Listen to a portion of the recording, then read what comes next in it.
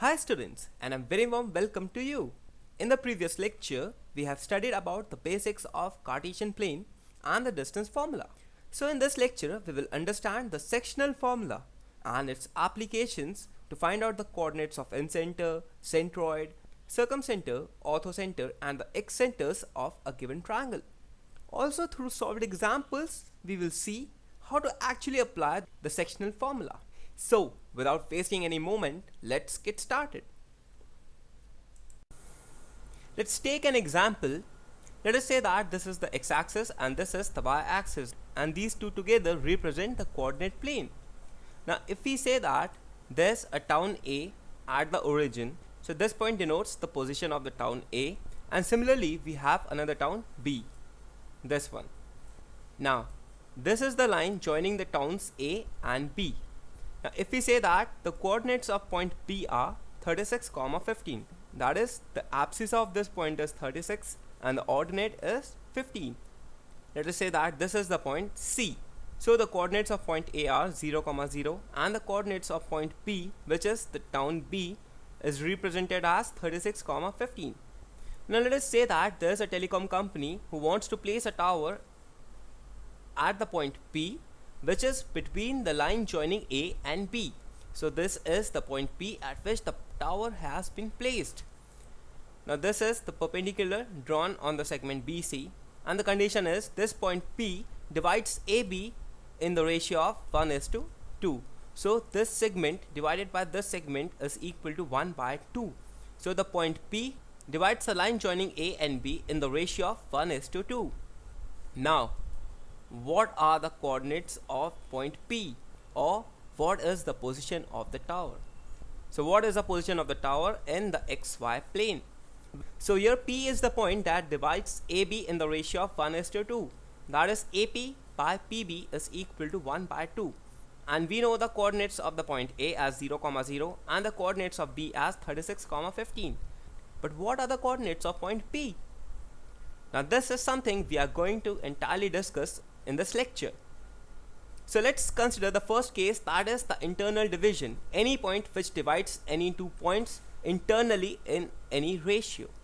So this says that the coordinates of the point which divides the line segment joining the points x1, y1 and x2, y2 internally in the ratio of m:n are given by x equal to mx2 plus nx1 divided by m plus n, and y equal to ny2 plus ny1 divided by m plus n. So the internal division formula says that the coordinates of point which divides any line segment joining the points x1, y1 and x2, y2 internally in the ratio of m:n is given by the x coordinate of such a point is equal to mx2 plus nx1 divided by m plus n, and the y coordinate of such a point is equal to my2 plus ny1 divided by m plus n.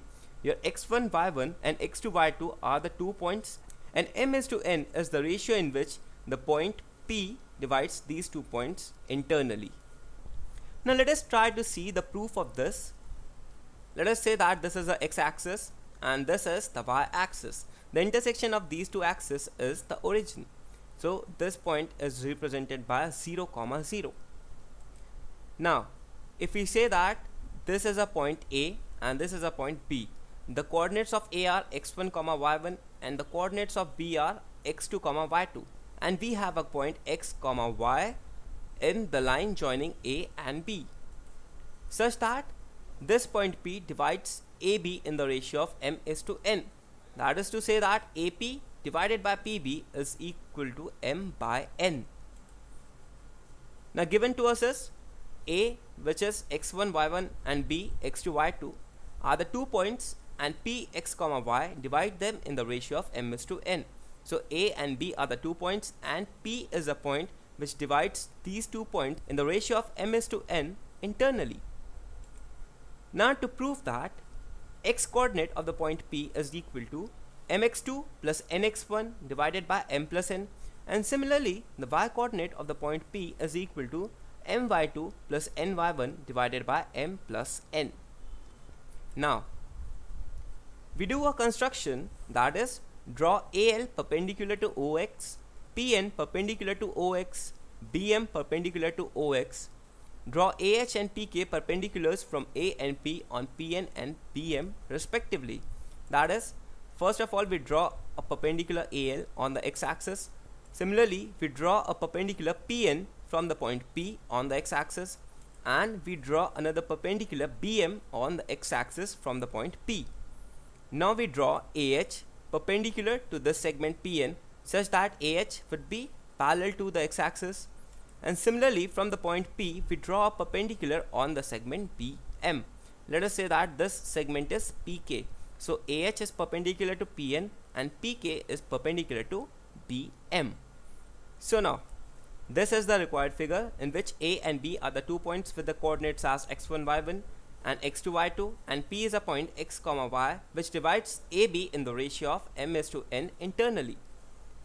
Now OL would be equal to x1. This segment would be equal to x1 because this is nothing but the abscissa of the point A. ON would be equal to x, as again ON is actually the abscissa of the point P, and similarly OM, that is this segment, would be equal to x2 because this is equal to the abscissa of point P. Similarly AL would be actually equal to y1 because AL represents the ordinate of the point A. Similarly PN would be equal to y because this represents the ordinate of the point P, and BM would be equal to y2 because this is the ordinate of the point B. Now therefore AH, this segment, would be equal to ln, and which is nothing but equal to ON minus OL, and so this would be equal to x minus x1 because the length of ON is x and the length of OL is equal to x1. Similarly PH would be equal to Pn minus Hn, and Hn is nothing but equal to Al, so this would be equal to Pn minus Al. Now Pn is equal to y and Al is equal to y1, so this would be equal to y minus y1. Similarly, if we see the length of Pk, this would be equal to Nm, and Nm is nothing but equal to Om minus On. Now Om is equal to x2 and On is equal to x, so Pk would be equal to x2 minus x, and Bk is the segment, this would be equal to Bm minus Mk. Now Mk is nothing but equal to Pn, which is equal to y, therefore Bk would be equal to Bm minus Pn, which is equal to y2 minus y. Thus we see that AH is equal to x minus x1, PH is equal to y minus y1, Pk is equal to x2 minus x, and Bk is equal to y2 minus y. Now clearly the triangle AHP and PKB are similar. If we consider the triangle AHP and if we consider the triangle PKB, then these two triangles are similar to each other. This is because this angle is equal to this angle is 90 degree, and therefore this angle is also equal to this angle, and thus we can say that these two triangles are similar to each other. Therefore AP by PB would be equal to AH by PK, and this would be equal to PH by PK. This is because the sides of similar triangles are proportional to each other. This we have already studied on the chapter on triangles. Now AP by PB is equal to M by N. This is because the point P divides A and B in the ratio of m:n. Therefore AP by PB would be equal to M by N. Now this is equal to AH by PK. AH by PK is nothing but x minus x1 divided by x2 minus x, and similarly this is equal to PH by PK, which is equal to y minus y1 divided by y2 minus y. So M by N is equal to x minus x1 divided by x2 minus x, and also equal to y minus y1 divided by y2 minus y. Now M by N would be equal to x minus x1 by x2 minus x. If we take this term to this side, we get mx2 minus mx equal to nx minus nx1, or we can write it as mx plus nx equal to mx2 plus nx1. If we take x as common, we get x equal to mx2 plus nx1 divided by m plus n. Similarly, if we take the other case, that is m by n equal to y minus y1 divided by y2 minus y. Now again we take this term to this side and n to this side, we get my2 minus my equal to ny minus ny1. or we can further write it as my plus ny equal to my2 plus ny1. When we take y as common, we get y equal to my2 plus ny1 divided by m plus n. Therefore, the x coordinate of the point P is equal to mx2 plus nx1 divided by m plus n, and similarly the y coordinate of the point P is equal to my2 plus ny1 divided by m plus n. Thus, the coordinates of P become mx2 plus nx1 divided by m plus n, comma my2 plus ny1 divided by m plus n. So, this is the result for the point P, such that P divides the line joining A and B in the ratio of m is to n. Here A and B are having the coordinates as x1 y1 and x2 y2, and therefore the coordinates of P are given by this expression, and this is known as the section formula.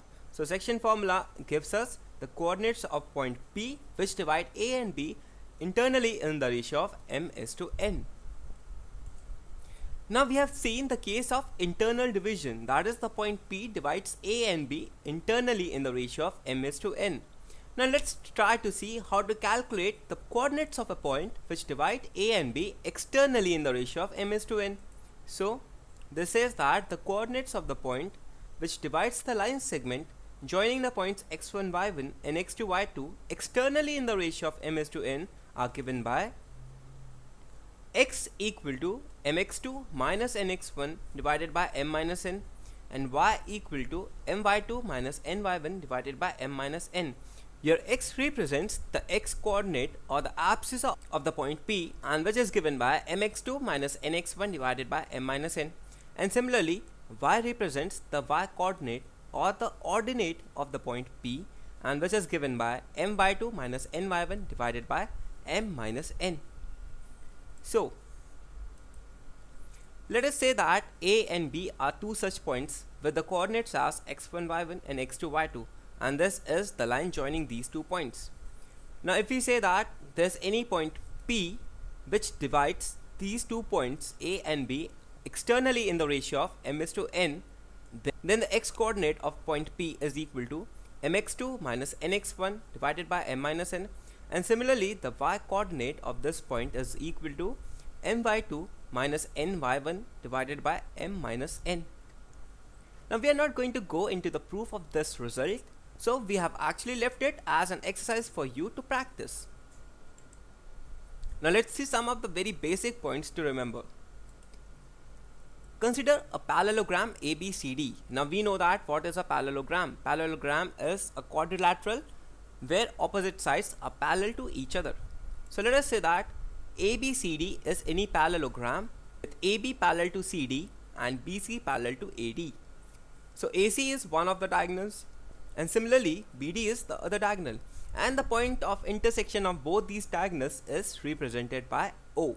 Now we also know that in a parallelogram O bisects the diagonal AC, and similarly O bisects the diagonal BD. That is to say AO is equal to OC and OD is equal to OB. So AC and BD bisect at the point O. So use the midpoint theorem to find the coordinates of the point O.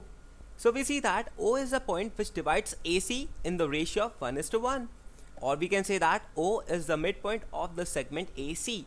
Now when any point is the midpoint, then m is to n would be equal to 1:1. That is, m is equal to 1 and n is equal to 1.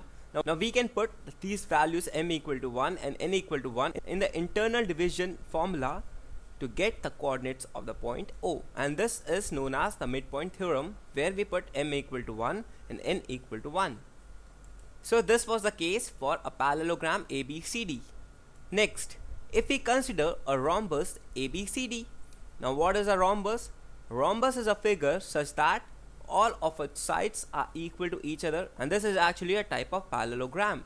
Let us say that AC and BD represents the diagonals of this rhombus ABCD. Now AC and BD bisect, and AB is equal to BC, which is equal to CD, and which is equal to AD. All the sides of a rhombus are equal to each other, and also AC and BD bisect each other at the point O. So we can calculate the coordinates of the point O using the midpoint formula. We consider a rectangle. Now the rectangle is a parallelogram such that AB is perpendicular to AD. Also AB is equal to CD and BC is equal to AD.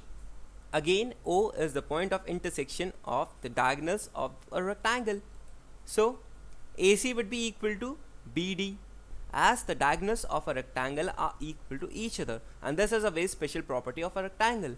That is, AC is equal to BD. The diagonals of a rectangle are equal to each other and they also bisect. This is a property of parallelogram.